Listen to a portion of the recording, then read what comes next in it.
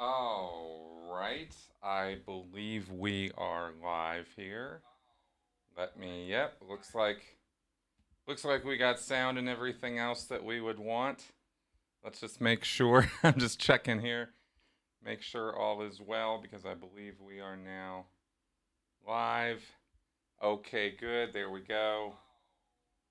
There. Good. Okay. Verified we are good to go. Okay, everybody.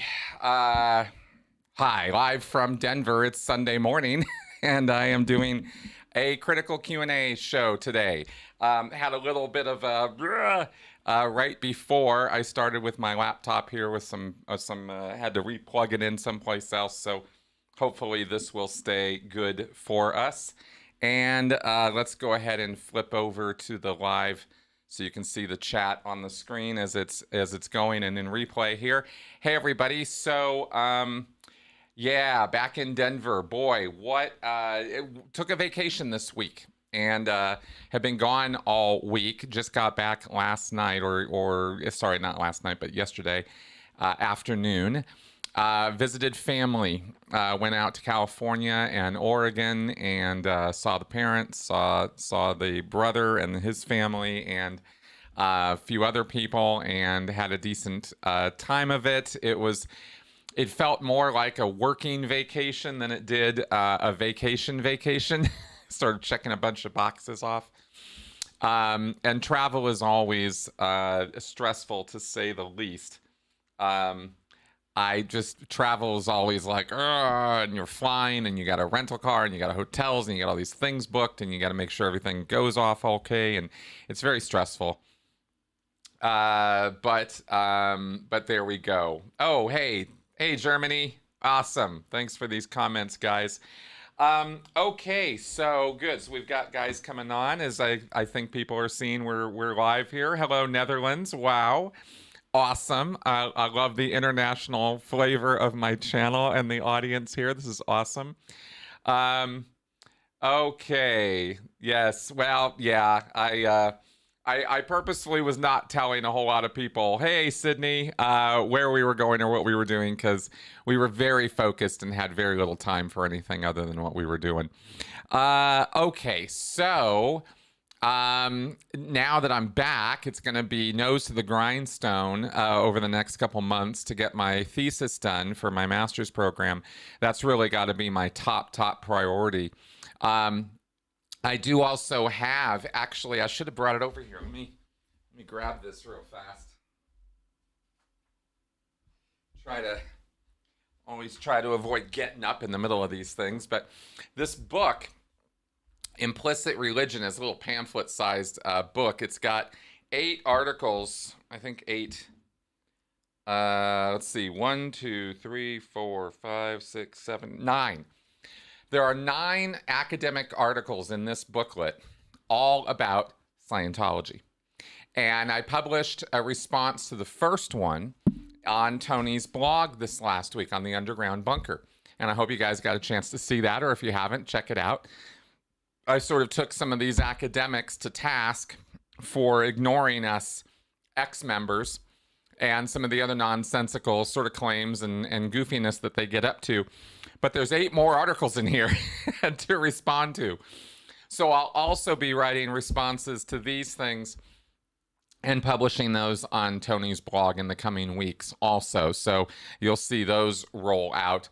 I'm trying to keep it kind of simple and to the point, not get into some big involved thing. But, you know, when academics talk about Scientology, they routinely put their foot in their mouths and sort of slam it up to the knee, you know, and the only reason they open their mouths further is to take their foot out and put their other one in. I mean, it's ridiculous, some of the nonsense that these guys will say or claim about Scientology and about other destructive cults. So I am looking forward to reading the rest of this nonsense and writing responses to it. So anyway, if you guys are following my work on Tony's blog, you'll see those articles coming up here.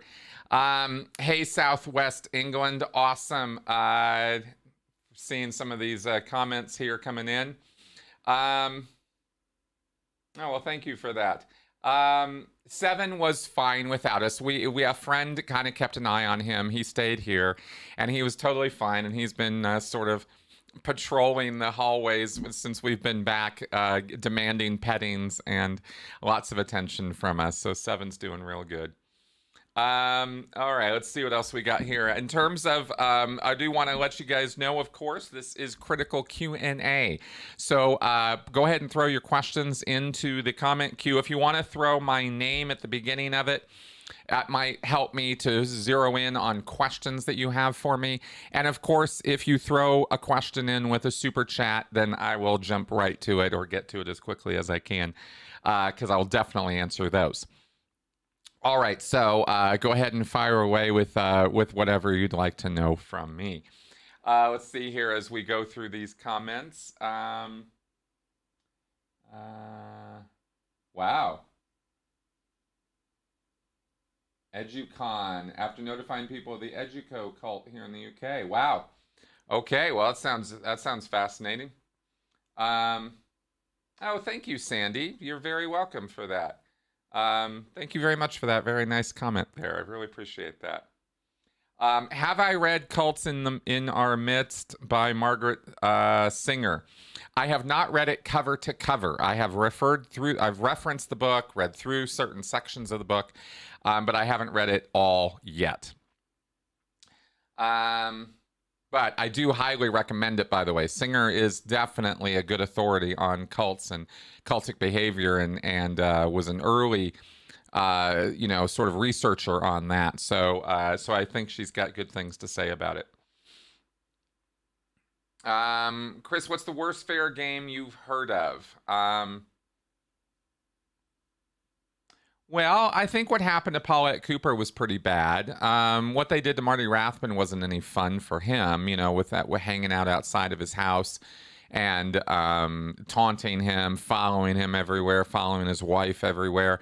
That was pretty rough. But I think, the Paulette Cooper stuff was pretty bad. I think that's the worst that I've heard of, at least off the top of my head. Because they were stalking her to the point where she was having suicidal thoughts and ideation, and that's not good. That's really bad. Then they had sent a fake bomb threat, as though she had written a bomb threat. They got her thumbprint or fingerprint on a piece of paper and used that to send the FBI a fake bomb threat in her name and get her in all kinds of trouble. So that was pretty bad, I'd say. Okay, let's see here. Any updates on Shelley? No new word that I'm aware of on Shelley Miscavige. Still languishing in the hills above Lake Arrowhead or Big Bear in the mountains of California. About an hour or two outside of where Hemet, California, where San Jacinto, where the gold base is. And as far as I know, that's where she is located. And that's the best reporting we've still got on that. Yeah, I'd say David Miscavige is. I'd agree with that, Richard. I think he's kind of negative to Scientology, to say the least. All right. Jonathan asks, have you ever gone to a church, synagogue, or mosque service just to see what a non-cult place of worship would be like? Well, I have not gone to a church or a church service since leaving Scientology. However, I have been to church. I've been to church camp when I was a teenager. I went to church services as a teen. I went to a Foursquare congregation, so I think that was borderline Pentecostal or something. I think. I don't quote me on that. I don't remember exactly what Foursquare's denomination is, but I went to a few of those services, and it was mostly for friends or community, or trying to find girls, or trying to find people to be friends with, and so I kind of understand what a non-cult church service looks like. For the research I'm doing for my paper, I do plan on going and talking to at least one Catholic priest. I want to get sort of a modern rendition from just a random selection of them, what their take is on confessionals and the use of confessional in religious settings. So I'll be doing that, but I won't be going to other services. I don't really feel the need to do that or any desire to. There's no vacuum or hole missing in my life right now that I feel church would fill. If anything, it's just the opposite. Okay, yes, Paula definitely has a great heart. Paula is amazing.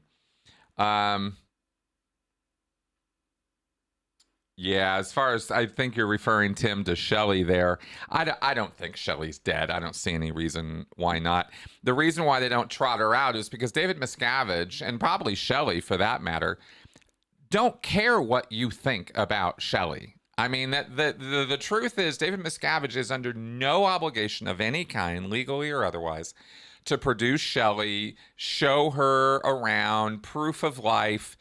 He doesn't care what you think about him. And he doesn't care what you think about Shelley. And Shelley doesn't really care what you think about her. I mean, you reckon that she's still hardcore Sea Org Scientologist her whole life. She's not, that's not where her head's at, as I understand it. If I'm wrong and it's a different situation, I will certainly say so. But Shelley's going to have to come up and say something about that. And so far, she has not. Okay, so... Oh my goodness. What can I say about Elizabeth Holmes, the Theranos founder, and the trial? Well, I did a whole podcast on Elizabeth Holmes and on Theranos. I never do have it right how to say that damn word. But I said quite a bit about her in that podcast, and nothing in the trial so far has seemed to indicate that I was wrong. She was a manipulator and somebody who may or may not have had dreams of grandeur and greatness, but she did not pull off the technological marvel of blood testing that she thought she would. It was supposed to be one device that you could do like a multitude of testing with a single drop of blood. The idea was that you would give a drop of blood and you could get, like 50, 60, 70 different tests done.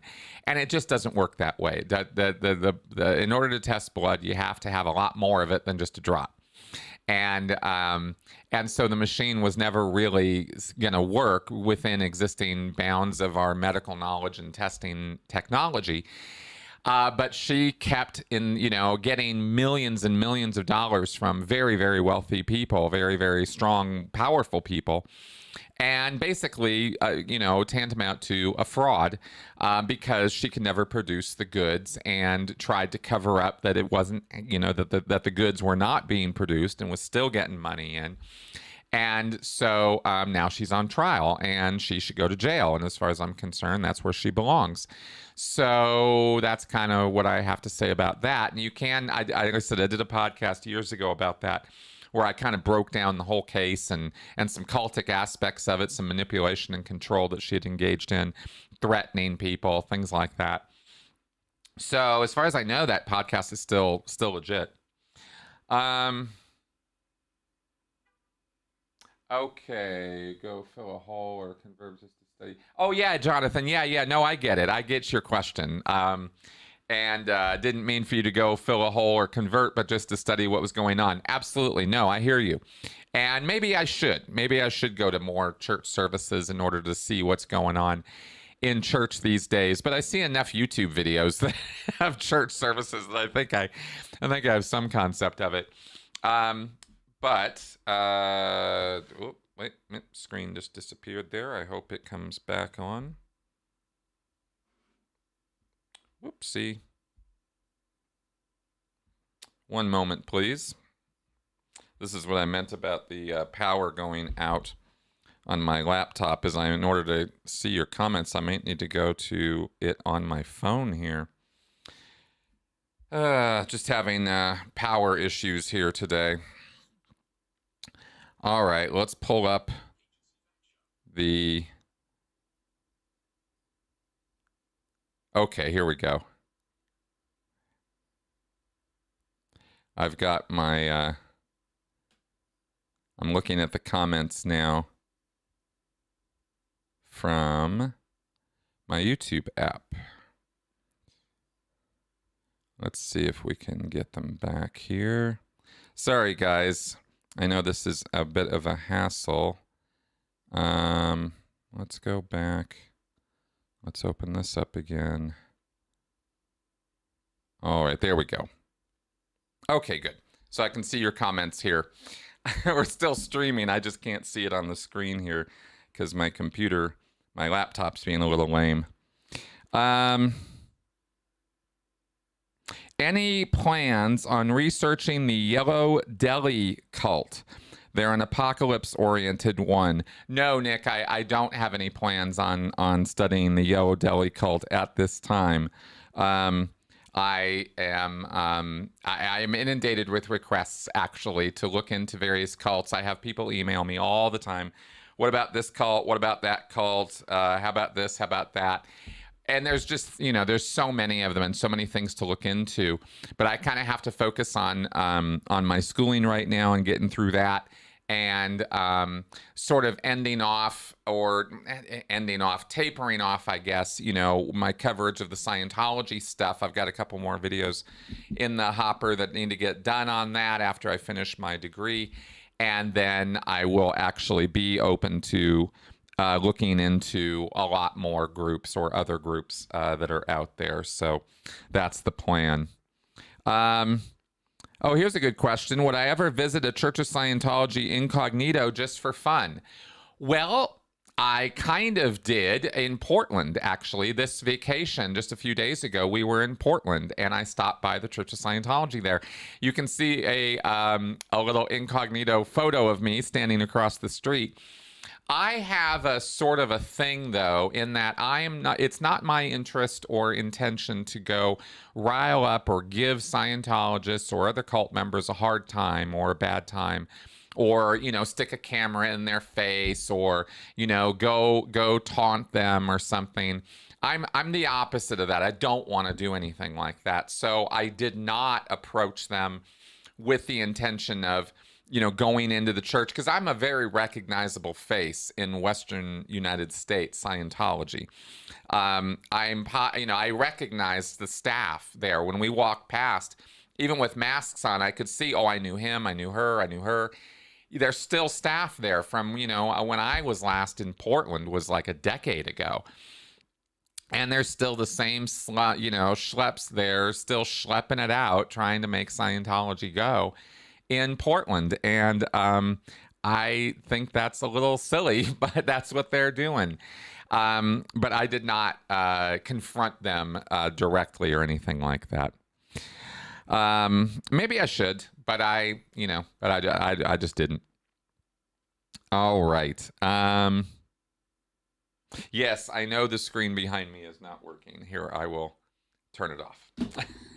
It's because my laptop is stopped working. I think the power went out or something, and I'm trying to turn it back on as I go here. Just experiencing the fun of live broadcasting. I took my laptop with me. It didn't charge back up, and that's where we are at. Hey, Steve. Glad to see you on the show here. See you in the comments here. All right. Oh, my God. Absolutely. X-Cyan asks me if I have any comments on Monty Python's movie, The Life of Brian, and the movie Dogma. Yes, sure I do. Actually just saw Life of Brian for the first time a few weeks ago. I had never seen it before. I'd really only, in terms of Monty Python movies, I'd really only seen Holy Grail. I enjoyed it. I thought Life of Brian definitely was a good send-up of some of a lot of nonsense that goes on in faith-based systems or the way people will respond to holy relics and holy beliefs and ideas and prophets and messiah figures and the way that almost immediately you can get a factioning of, you know, people disagreeing over stuff, and we're going to worship the sacred shoe, and oh no, we're going to worship the sacred robe or whatever, all this kind of stuff. I thought they did a pretty good job of sending all that stuff up. Yeah, so I enjoyed it. I enjoyed Life of Brian. As far as Dogma goes, I really enjoyed Dogma. That's Kevin Smith's parody or send up of Catholicism, and he really nails a lot of points in that movie with silliness about Catholic dogma. So I enjoyed that. I laughed out loud quite a bit at that. I wasn't. Oh, what was that? What was that? That monster? Oh God, that thing that came out of the toilet. That was pretty disgusting. Wasn't too down with that, but yeah. All right.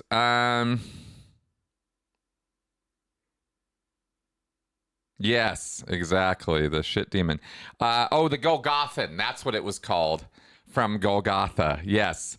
Yeah, I did not enjoy that part. Nick Bravo asks, rural America isn't taking COVID seriously, whereas large cities like Denver are taking it very seriously. Any thoughts on how both groups can reconcile this?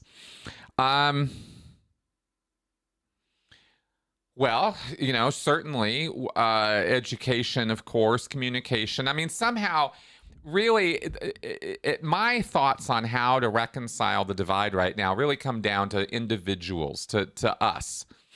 Our politicians aren't going to do it, and our media clearly isn't going to do it. So it really does come down to you and me. We're the ones who are divided. We're the ones who can heal that divide. And the only way that I see us doing it is one by one, talking to people respectfully, with some degree of dignity afforded to the person you're talking to, even if you think their beliefs or ideas are absolutely ludicrous and nonsensical. You can still engage with the person you're talking to in a respectful fashion, right? You don't have to respect the beliefs. I don't. You don't have to. Beliefs are up for ridicule, but the person holding the beliefs is gonna feel it if you're, you know, giving them a real hard time as a person, or are trying to make them feel like they, as a person, are worthless, stupid, ignorant, you know, nonsensical, et cetera, et cetera. These are ways that we continue and forward that divide, and we've got to take responsibility for this on a one-on-one, and we're going to have to just deal with it that way. I don't know. I mean, that's an idea that I have that I think is going to be necessary. I don't think anybody's going to do it for us, and I think it's going to take a lot of work, because it's taken a lot of work on our parts creating these divides. You know, getting all riled up, shit posting on social media, insulting people left, right, and center. I've done more than my fair share, I'm sure. I'm trying to temper that and do better.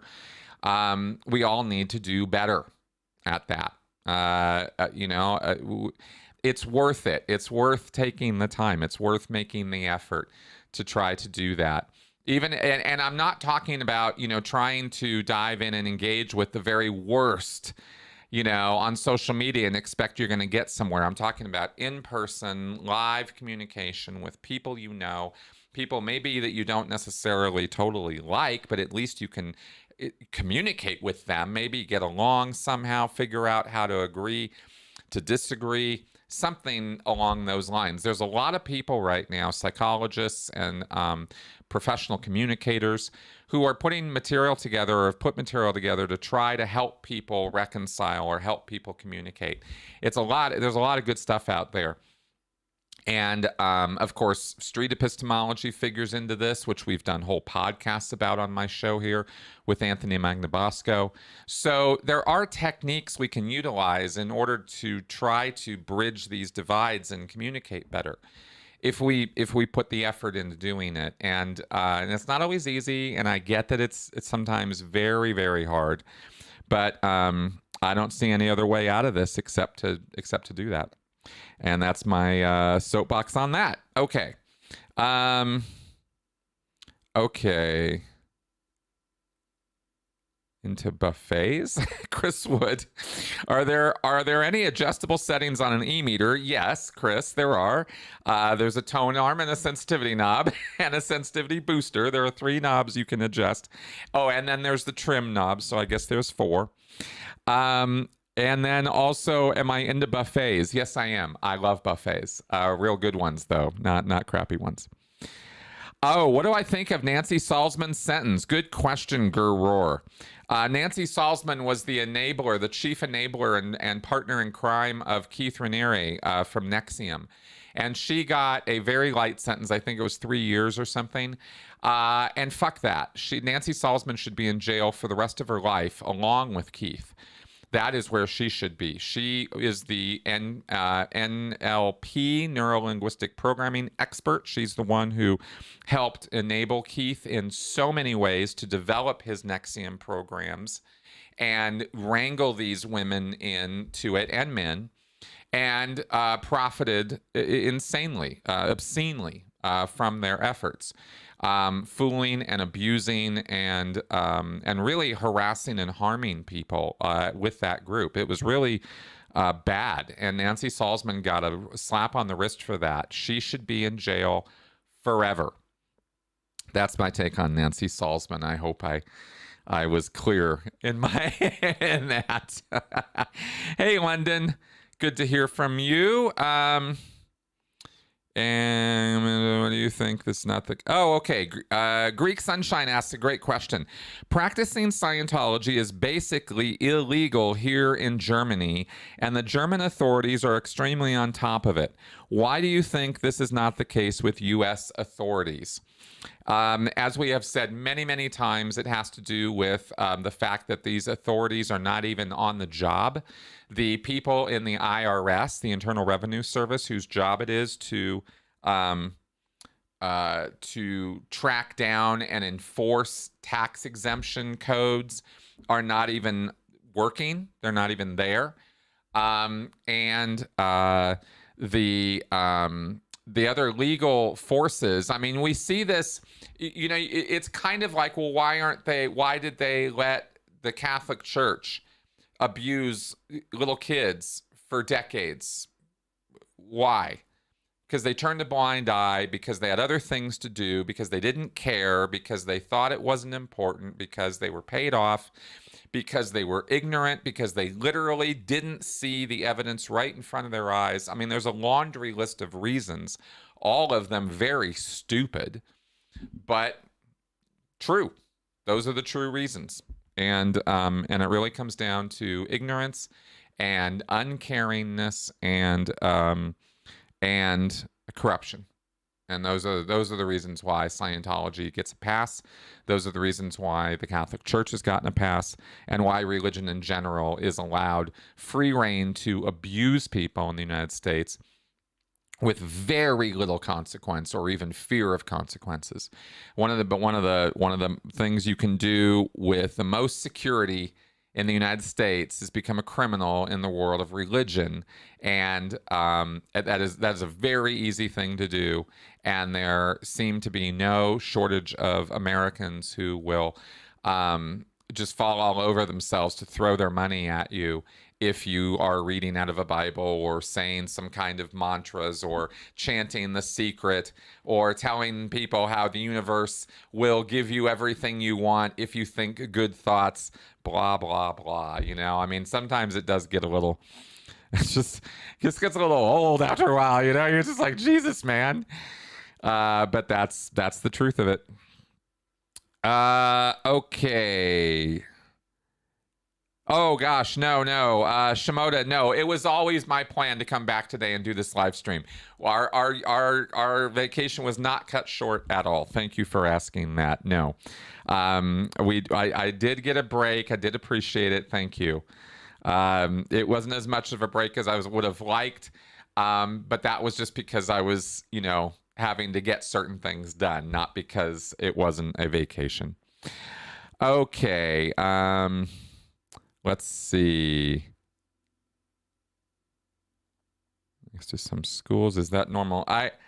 Sandy, I'm not sure I understand your question. You're saying in Amsterdam, they're trying to get students into the church, but they usually don't have money. They got a building next to some schools. Is that normal? Are you talking about Scientology? And it is normal that the Church of Scientology tries to proselytize and get people in. And they try to do it through lots of different ways. Anything they think will work, they'll do. I guess that's what you're asking me about here. But as far as is that normal, with Scientology, who knows what's normal? Okay. Going down the comments here. COVID-19 variant is not fully understood. Yeah, Mu. Cute question, X-Cyan, about the COVID Mu variation. Haha. Okay. Held in review. Okay, let's show that. Okay. Good. Start a religion. What are your crimes? Okay, good. Yes, thank you, Shimoda. It was a nice break. It was very good. And it was very good to see my dad for the first time in like 5 years. That was the main reason for my vacation. And that was very good. And seeing my mom and seeing my nephew Cooper, he's just it's just so cute. So that was fun. All right. Oh yeah, good question, Gurur. Do I think Laura Prepon will get triangulated into the Danny Masterson case? It's possible. If she has knowledge, or the lawyers feel she has knowledge necessary to the case, then they might subpoena her. Who knows where she's going to go with that or what she's going to do. She said she's no longer a Scientologist, but she has not. She's refused to speak up anything more about it or say anything about why she left, what her experiences are, and of course the connection with Danny Masterson in that 70s show. And that's not a small connection. I mean, Danny Masterson was abusing all these women. She knew him during that time. Did she know about what he was doing? That's a big question. I certainly don't know. But it would be interesting to find out. So maybe she'll come up in the case, and that might be interesting if that were to happen. Yeah, exactly, Richard. It is hard to prosecute Scientology because of the First Amendment. It's hard to prosecute any religion in America because of the First Amendment. Judges are very, very, hold back on that. Okay. No, did not see. I have not seen the HBO special about the Way Down Church. I'll need to check that out. I've got such a list of backlog shows I got to watch and stuff. I'm way behind.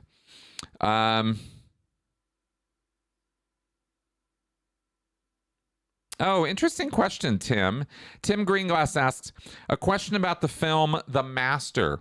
Why the stuff about mixing alcohol? It's well past prohibition when the story takes place.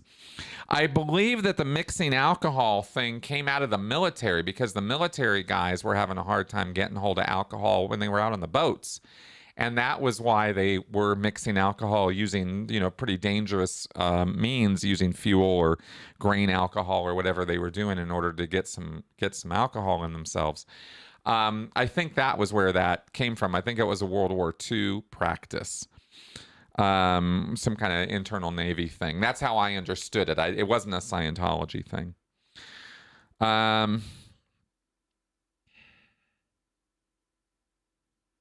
Have I spent any time learning about narcissistic personality disorder? What's that? Yes, I have. Yeah, I know something about NPD. Yeah. The term narcissism seems to be talked about a lot when we talk about stalwarts within high control groups. Yeah, that's because narcissists are attracted to high control groups because there's a lot of prey for them to prey upon. I am leaning more in the direction these days of using the term predator, rather than narcissist or, some of these more psychiatric labels or diagnoses or disorders. Because in order to determine whether somebody's a narcissist or not, you don't just take a screenshot of some tweet they sent out or some statement they made and go, narcissist. I mean, really, if we're being fair and we're being honest, it takes a lot more than that to determine whether somebody's actually, suffering from narcissistic personality disorder or not. However, we can see very readily when somebody is a predator, when they're preying on other people. And that's not a psychiatric diagnosis. That's something anybody can understand. And so I have been trying to move in that direction of using those kind of words more so. But yeah, narcissists are definitely a personality type or a personality disorder. And they are involved in a lot of destructive relationships, one-on-one relationships, as well as cultic situations where they just start realizing that either through stumbling into it or through premeditation, they create situations where they have power and control because they are terrified of other people having power and control over them. And so they choose to try to dominate as a way of getting along in the world, which is kind of nuts, but it's what some people do. Super J. Cole fan, do you think Scientology will ever be forced out of the USA with the operation they launched against the IRS? No, I don't. I don't think that that's ever in the cards, that they're going to be forced out of the United States. No. Top pick recommendations for horror movies for Halloween. Oh boy, I haven't really watched a lot of horror recently. I am very much looking forward to the new versions of Firestarter and Salem's Lot that are coming. I heard that Halloween Kills is pretty good. Seth Andrews really seemed to like that. But otherwise, I'd have to go old school. I mean, go back to Exorcist and, the Babadook and, stuff like that. Okay. So just clarifying that question earlier, talking about Scientology. The main focus here seems to be students. First, their church was in the middle of the city of Amsterdam. Now it's next to some schools and university. Yeah, they could be going after students, and that wouldn't be anything new. Scientology boomed in the 70s by going onto college campuses and bringing people, college kids, disoriented, traumatized, in a new environment, fresh out of Springfield, USA, and they land in the big city and they're going to college and they're finding out, their way in the world, and they stumble on Scientology and end up ruining their lives. So Scientology and students are not a new mix at all. It's very normal for Scientologists to target college students as a demographic. Yeah, very much so. Okay. Yeah, exactly, Howard. Okay. As usual, someone behind the desk. Oh, Shimoda asks, I walked past the Scientology Center in London recently, absolutely deserted as usual, with just someone in uniform behind a desk looking like an exhausted zombie. Are they Sea Org people? Okay, that's on Tottenham Court Road. The London staff are not generally Sea Org. The people who work at the Church of Scientology of London are regular Class 5 staff. That means they've signed a contract for 2.5 years or 5 years to work at that church. And in exchange, they'll get free Scientology services. After 2.5 or 5 years, the contract's up and their obligation is done. And they can re-sign or, whatever. But that's not Sea Org. Sea Org are the billion-year contract, lifetime commitment people.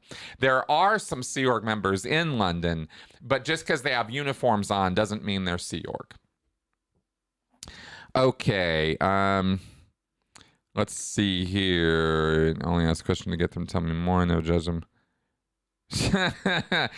Chris, if I just like to listen to other people's stories and viewpoints and only ask questions to get them to tell me more and never judge them, should I start a religion? No, you should go be a psychologist. That would be more productive and useful to the world at large, I think. Yeah, Midsommar. I need to see that. That's a wacky sounding movie, but I haven't seen it yet. Oh my God. Would I ever wear a sleeveless mesh shirt? How about tight leather pants? If you paid me enough, and by enough, I mean like, 6 figures.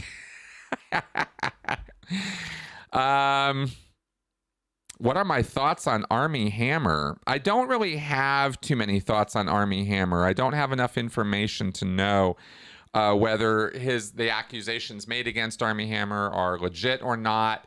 I think that's the kind of thing that should be decided by investigators and officials, not us. I don't really have too many thoughts on his situation. Oh, will I come to Salford when I graduate? No, I'm not planning on going to a graduation at Salford. There is a possibility that I will be in the UK next year, next summer for something. And if I am and I'm around, I might try to arrange to do a talk or two while I'm out there. We shall see how that goes. But that's my current sort of tentative planning for the UK. Yes, exactly. Yeah, Shimoda, exactly. They always are targeting kids. Also interesting when it comes to Scientology. Yes, the Hammer cult. Okay, good. Continuing on the things here. I have not heard any more fallout from Reckless Ben on the Reckless Ben situation. Roar, I don't know about that. Oh, yes. Okay. Shimoda asks, you said the staff in London are class 5. Is this like the class 5 auditors? What does that refer to? Yes. The city level churches, London, Denver, Milano, these level churches are called class 5 orgs, class 5 organizations, because they can train auditors up to the level of class 5. That's why they're called class 5 orgs. They can make clears on the auditing side, and they can train auditors up to class 5. Okay. That's why I'm always referring to them, though, as city level churches. Nobody in Scientology calls them that. I do, because I'm trying to communicate to you guys that that's where they're at, sort of in the hierarchy. But the internal terminology is class 5 org. Yeah. Okay. Let's see here. Alex, thanks for the super chat. Yes, the practice of Scientology is not forbidden in Germany, but they face specific political and economic restrictions, such as membership in some major political parties and businesses. Yes, thank you for that clarification, Alex. Absolutely. I actually wasn't aware that there was limited membership in the political parties. I knew that the German government was not friendly to Scientology, but they have not banned it or made it illegal. And I would not, so for everybody knows, I would not encourage them to ban it or make it illegal. I don't think that's the way to defeat a destructive cult. So that is my take on that. Okay. Do I think that Elton John's song Tiny Dancer is about prostitutes? Yes, I've always thought that it was. If I'm wrong about that, then something new that I'm wrong about. It wouldn't be the first time. But yes, that is what I think that song's about. Oh, great. Yes, I really do hope I can come to the UK. The plan to do so is pretty firm. But what I'm going to do there and how long I'll be there, we'll see. That's what's up in the air right now. Thank you, Shimoda. I'd love to see you if I come out there too. Okay. Letters from St. Hill. X-Sign, I don't know why they're writing to you. Well, I will say, oh, thank you, Guror, for that wonderful super chat. Very appreciated. Thank you. X-Sign says, Chris, I get letters from St. Hill written on nice quality paper and all, but I've never been there. How come they would be writing me? One thing that's interesting about Scientology is that when you go to a mission or a class 5 org or any other places, and you buy a book or they get hold of your name and address, that can travel to other orgs in Scientology. It goes up to international addresso, to the international database of names and addresses. And then it can go to Flag, it can go to one of the Sea Org orgs like St. Hill, and you can start getting mail from them, even though you've never been there and never bought a service from them. So it kind of goes up and then back down, and I hope that answer makes sense, but that's kind of internally, that's what happens sometimes. Oh, what are my thoughts? Mark's Travels. What are your thoughts on the new Dune movie about to be released? I am looking forward to it. I never have high hopes for Dune, especially after that David Lynch monstrosity from the 80s. But and Dune is not necessarily what I consider great literature, but there are aspects to it that I find fascinating, and it looks from the preview like they're taking this very seriously and doing this very Denis Villeneuve, great big larger than life production. I know I'm going to upset some people when I say that Blade Runner 2049 wasn't my jam. I visually, it was startling and arresting and amazing, but story-wise, I wasn't too impressed. I think Dune is going to be similar. I think it's going to be an amazing visual experience. But I already know the Dune story, and it's not that great. So we'll kind of see how they go about interpreting it. I know that this movie is only the first half of the first book. So they've got a whole nother one they got to do. I don't know why they just didn't do the whole thing. Anyway, we'll see. But I am definitely going to see it. I'm definitely going to see it in the movie theater where it deserves to be seen. Okay, Chris, what I am not answering your question about midgets, you weirdo. Let's see. Ha! Any Canadian dates for the Chris Shelton World Tour? We'll see. I would love to get up to Canada as well, actually, but no plans right now. So we'll see. Okay. Any of you hang out at the bus station at night for fun? Not me. Let's see. I got signed to stop mailing me. Went to asking the mailer for dates and hookups. Oh, nice. Oh, Shimoda asks, Chris, is it right that Scientology is banned in Russia, or is that the JWs I'm thinking of? It's a little bit of both. The Jehovah's Witnesses and the Church of Scientology are both at the receiving end of what could really only be termed, I would call it religious persecution. I mean, they've got people in jail because of their religious beliefs. I don't think that's right. I do think that putting people in jail for illegal acts, for illegal practices is right. And Scientology can be prosecuted for illegal acts. So don't get me wrong. I don't think that, Scientologists shouldn't be in jail uniformly, but I don't think Scientologists should be in jail just because of their beliefs. And that's what I think. I think that's what's going on in Russia. I'm willing to be corrected on that if there's something else going on there, but I think that's what's happening. Okay. Moving right along. Okay.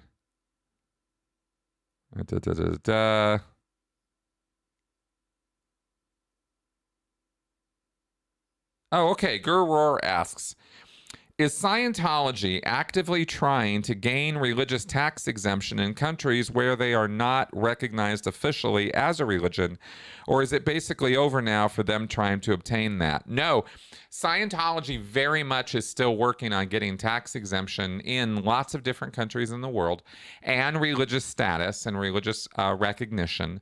There are 4 or 5 countries right now where Scientology is basically labeled as a cult. France, Israel, Argentina, I think a couple other countries. And there are other countries where it has already kind of gone through that and is officially recognized as a religion. And yeah, Scientology is definitely still working to get legit in those places. Okay. So this is an org.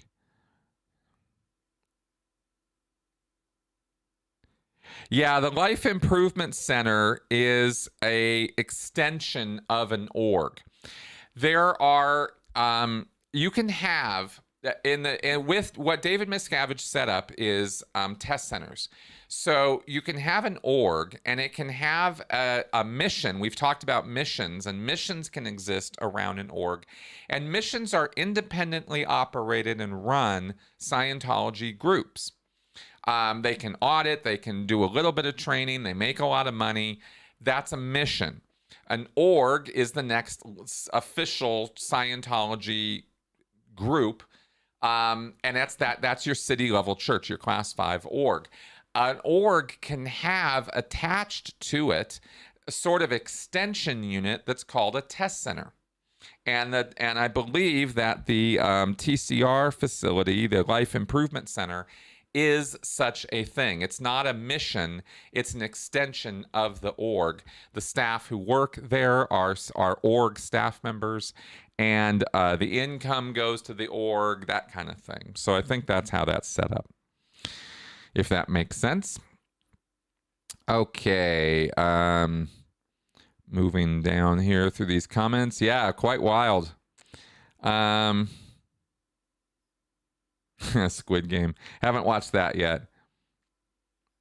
Is there anything, Bartos asks me, is there anything in Scientology that can be seen as genuinely original? I think that Hubbard's take on the suppressive person and the reason why a suppressive person is the way they are is pretty original to him. I've done videos on that, so I won't explain it all here, but I think that concept and idea is kind of original. Otherwise, no. Hubbard took almost everything in Scientology from earlier practices or sources, and a lot more of it comes out of the occult than I think most people realize. I'm still learning about that. In fact, one of the things I got to do on my vacation that was actually like almost a pilgrimage for me was when we were in Portland. I finally got into Powell Books. It's like the city of books. It's a bookstore that takes up an entire city block. There are over 1 million books in this bookstore. It was like going to book Mecca for me. I loved it. And I got a book there on, I showed you guys recently that Thoth tarot deck that I got hold of, which was the tarot deck that Aleister Crowley put together. Well, at Powell Books, I found a whole book describing that tarot deck and the whole belief set behind it and why Aleister Crowley put it together the way that he did. And I got that because I thought it might give me some insight into more insight into the occult origins of Scientology and what Hubbard was trying to do. So you'll probably see future content, not in the next few weeks. It's going to be a while until I get to that book, but there will be some more stuff coming out of that too. I think that'll be kind of fun. Okay. Squid Game. Whoop. Okay. Shimoda asks, do you think Scientology wants tax exemption in countries where they can launder money / traffic people? Yeah, absolutely. That's exactly one of the reasons they want it, is because it gives them another layer of legitimacy and protection from the law. Yes, definitely, Shimoda. Oh, yeah. Okay. I've read other critics say Scientology is associated with MK Ultra. Thoughts on this? Yeah, I think that's bullshit. Scientology is not connected to MK Ultra. The MK Ultra definitely was a thing. It definitely happened. I'm not trying to imply that it didn't. But Scientology doesn't have any legit remote viewing or ESP or telekinesis ability or power. Scientology does not gift anybody with this. There's no secret sauce to Scientology giving people psychokinetic abilities. So, or paranormal powers of any kind. So they're not. So there was nothing to the whole, MK Ultra tie-in or mind control and all that other stuff at all. Not nothing. I've seen no legit evidence of a connection there of any kind. If somebody wants to correct me on that, show me some evidence of it. But it better not be this nonsense where I have to connect dots that don't connect. I hate that. I hate it when people do that. You got evidence means evidence. It actually shows the connections and doesn't infer or imply them. So that's all I've seen in terms of nonsensical sort of ramblings about how Scientology was utilized by the government or was investigated by the government as part of their mind control or remote viewing or MK Ultra stuff. It's just, I don't see that. Okay. Oh yeah, that Dune TV miniseries. That was okay. It was better than the movie, that's for sure. It was better than the David Lynch atrocity. Is there any way Scientology can lose its classification as a religion? Yes, there are ways that can happen, but it would require the U.S. government or other governments or activist groups to become very, very serious about reviewing what is and isn't a religion. What's religious cloaking? How does that work? How do you perpetuate a fraud by disguising it as a religion? That is something that the United States government has been completely out to lunch on. Never seen law enforcement. I've not seen it. If they've done it, I'd love to get examples of it because I've not seen them go that way. Sandy asks, what if Scientology became free, meaning you don't have to pay? Yeah, right. See, here's the thing, Sandy. Scientology is a money-making scam. That is what it is. So it would be impossible it's a leopard changing its spots, right? If Scientology became a charitable institution or a charity and started giving everything away, it wouldn't really last very long because it does require money for it to operate. And it's got a lot in reserves, but eventually it would go broke. Okay, good. All right, good. Yes. Okay, let's take this one and then I'll start wrapping up the show for this week. Why do you think that celebrities are falling for the Scientology nonsense? I do understand that people with issues like people that live under the poverty line could easier fall for it. Okay, Greek Sunshine, I've said this before, let me clarify. Celebrities are people too. They are really normal people. I've met celebrities. You've probably met celebrities. They're accessible. They are people first. They have problems, they have issues, they have concerns, worries, anxieties. If anything, becoming a celebrity only exacerbates those worries and that stress and that depression or anxiety that they might be suffering from. I mean, comedians classically are depressed people or anxious people. It's just kind of goes with the profession in many, many ways. When you put yourself out there and rely on public feedback and support to make a living, you start stressing a little bit about what people think about you and things like that. So Scientology offers a tool set or a set of processes or techniques that claim to relieve stress, relieve trauma, relieve depression and anxiety, and give you the tools to become a better actor, celebrity, communicator, etc. So it has a lot of it has a lot of attraction for celebrities. And that's why celebrities will fall for it, just like anybody else will. Okay. I am not aware of any connection between Scientology and the Pandora Papers directly, to answer that question. And, okay, and I'll answer this one and then let's wrap up. Shimoda, you're funny. Educon, Chris, who's your favorite cult expert to hear speak? I've watched the recent Wired video with Janja Lalich answering Twitter questions that came out this week a number of times. She's a blast. Yes, Janja is my hero. I love Janja. I think she's amazing and wonderful and got a very good head on her shoulders. And I always support what she's doing. So I love hearing Janja speak. Rachel Bernstein's also somebody I love hearing from and talking to. I've interviewed her on my show lots of times. She has a podcast called Indoctrination, which you should check out if you have not. Rachel's awesome. And she's a practicing therapist out in Los Angeles as well. Okay, guys, so I think with that, we will start wrapping up the show. Yeah,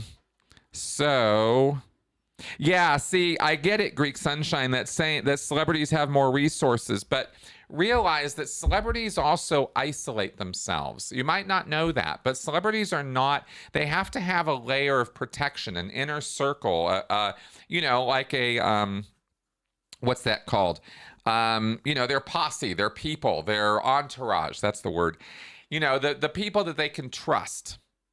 They're usually lifelong friends or family members, or very, very close business associates or friends they've had. And that layer are the people that they actually listen to. And if one of those people gets involved in Scientology, hears about Scientology, finds out something about it, gets an in, then that makes the connection to the celebrity from somebody they trust. And by the way, 70 to 75% of people who get involved in Scientology do so because a friend or family member got them in. That's the number one way for people to become Scientologists. So that is, and celebrities fall for that just like everybody else. So that's kind of how that works. And I love clarifying that stuff for people. So thanks for asking about that. I hope that those answers were helpful on that line. Okay, guys, all that being said, thanks for coming around and watching, and we will wrap up. Bye-bye.